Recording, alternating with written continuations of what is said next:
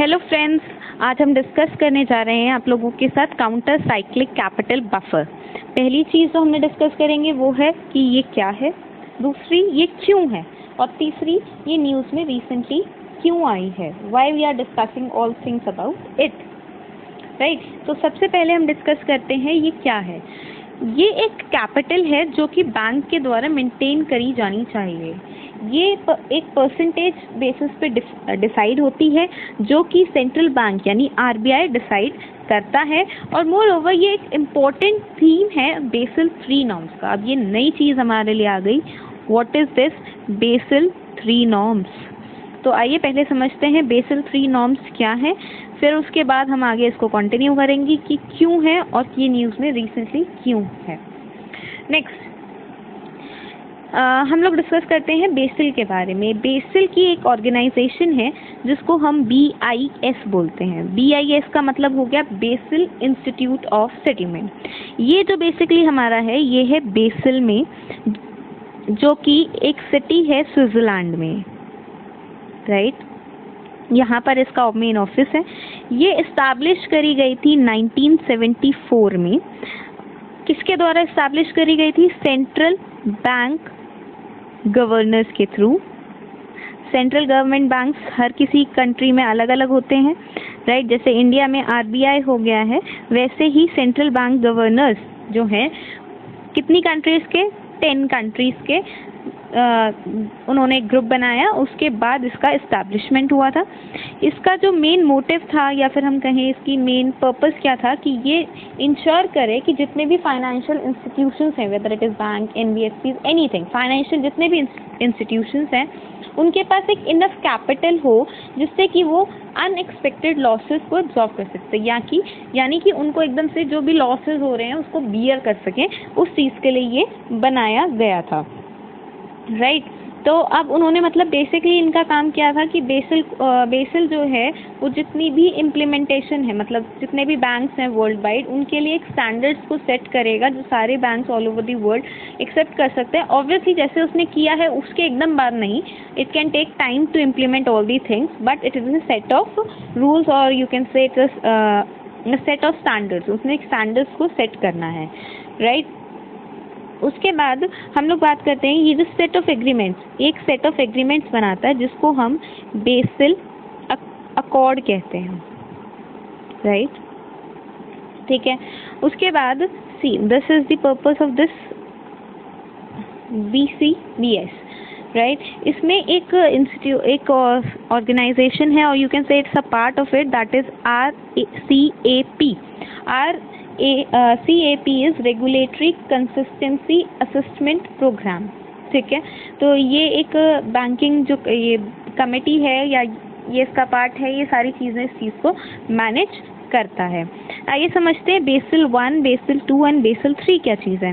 Basal 1 की बात करें तो बेसल 1 जो है वो हमारा आया था 1988 में, सबसे पहली चीज़, राइट। इसका जो मेन फंक्शन था वो था सिर्फ मिनिमम कैपिटल रिक्वायरमेंट होना चाहिए जिससे क्रेडिट रिस्क जो है वो इजीली डील करा जा सके, और जो भी हमें कैलकुलेशंस वगैरह करनी है उसके लिए बहुत स्टैंडर्ड अप्रोच यूज़ किया गया था। लेकिन इंडिया ने इसको जो अडॉप्ट किया था तो वो दैट वाज इन 1999। उसके बाद हम बात करते हैं बेसल 2। बेसल 2 में no doubt minimum capital requirement है हमारे साथ, लेकिन उसके साथ 2 फैक्टर्स और हैं, right.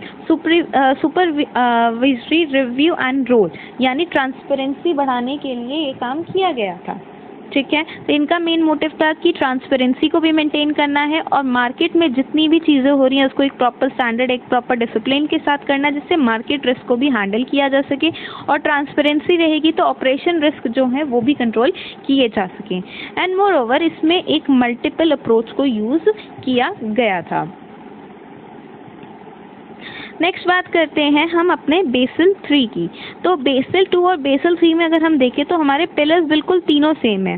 Minimum capital requirement, then supervisory review progress, then enhanced discipline, each and everything is same, but what is the main change we have to look into it. तो इसमें जो मेन चेंज आया था वो ये factor था कि जब हम मिनिमम कैपिटल रिक्वायरमेंट की बात कर रहे हैं तो हमारी कैपिटल जो है और लिक्विडिटी है और जो रिक्वायरमेंट है इस चीज़ को हमने इन्हांस करना है। So this was the main important thing जो चेंज आया था बेसिल 3 में। और बेसिल 3 जो है वो हमारा 2010 में आया था, राइट। बेसिल 3 हमारा 2010 में आया था और बेसिल 2 की बात करें तो वो हमारा आया था 2004 में, राइट। तो अब जब 2010 में बेसिल 3 आ गया तो उसके बाद इंडिया ने बोला कि हम इसके नॉर्म्स जो हैं वो मार्च 2020 तक अडॉप्ट करेंगे, राइट। यानी इस मार्च तक हमें इसको अडॉप्ट करना चाहिए था, लेकिन as such we haven't done that, ठीक है। तो अब ये हो गए हमारे बेसिल 3 के बारे में, राइट। अब इंडिया ने बेसिल 3 अगर अडॉप्ट नहीं किया है तो इसका मतलब जो है वो ये बात हो गई कि हमने अभी जो ये बेसिल 3 का नॉर्म यानी काउंटर साइक्लिक कैपिटल बफर इसको इम्प्लीमेंट नहीं किया है। यानी अगर ये this is one of the part of BECIL 3, तो यानी अगर ये इम्प्लीमेंट नहीं हुआ है तो बेसिल 3 इम्प्लीमेंट नहीं हुआ है। तो this was in the news, right. अब ये क्यों है, हमने इस साइक्लिक बफर की क्यों ज़रूरत है? ऑब्वियसली हमने देखा कि बेसिल 3 में हमारा जो मेन फोकस है वो इसको लेके है कि capital requirement, liquidity and everything should be focused on. तो इसका मेन मोटिव क्या हो गया कि जितने भी बिजनेस साइकिल में रिलेटेड रिस्क हैं उसको हम मीट कर सके, यानी हमारे जितने भी लॉसेस हैं हम उसको एब्जॉर्ब कर सकें और हमारा बैंकिंग सेक्टर जो है वो प्रोटेक्ट रहे।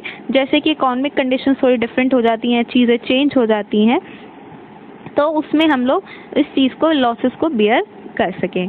अब रिसेंटली आरबीआई ने इस चीज़ को मना कर दिया कि we are not here for implementation of this, हमें अभी इस चीज़ की इम्प्लीमेंटेशन नहीं करना है।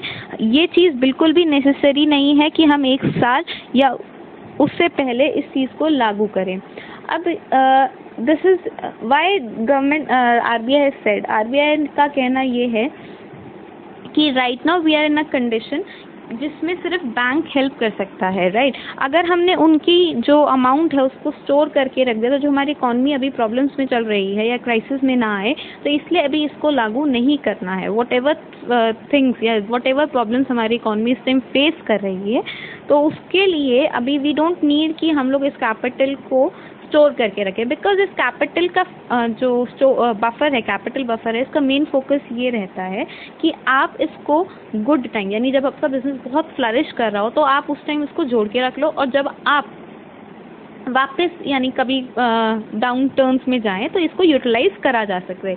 तो उन्होंने कहा है कि we are not in the good things right now, we are not flourishing, so अभी इस चीज़ को हम लोग नहीं लागू करेंगे, और एटलीस्ट 1 साल या उससे पहले तो बिल्कुल भी नहीं। So this was all about the counter cyclic capital buffer. Thank